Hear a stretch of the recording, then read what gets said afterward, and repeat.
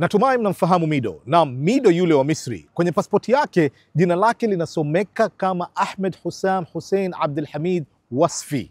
Nyota huyu kutoka nchi ya mapiramidi aliwahi kuwika na vilabu mbalimbali barani Ulaya. Katika moja ya mahojiano yake, Mido anasema anakumbuka yeye na familia yake walivyoenda likizo nchini England akiwa bwana mdogo tu. Mido anasema kuwa walipata fursa ya kupita kwenye mitaa ya Cobham Surrey, ndipo baba yake alipowaona wachezaji wa Chelsea wakiwa mazoezini, na Mido mwenyewe aliweza kupata bahati ya kupiga picha na akina Gianfranco Zola na Jimmy Floyd Hasselbank. Maisha ya soka la ushindani kwa Mido yalianza mwaka 1999 nchini Misri akiwa na klabu maarufu nchini humo Zamalek.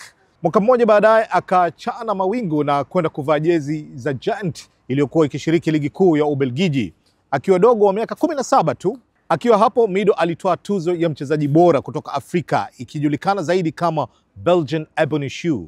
Baadaye alijiunga na Ajax Amsterdam ya Uholanzi na kisha Celta de Vigo ya nchini Hispania. Safari ya soka la ushindani kwa Mido ikazidi kuendelea baada ya kujiunga na Marseille ya Ufaransa kisha AS Roma ya nchini Italia mwaka 2004. Mwaka uliofuata alijiunga na timu ya ligi kuu ya England Tottenham Hotspur, na katika mechi yake ya kwanza dhidi ya Portsmouth alifunga magoli mawili akidumu pale White Hart Lane kipindi hicho hadi 2007.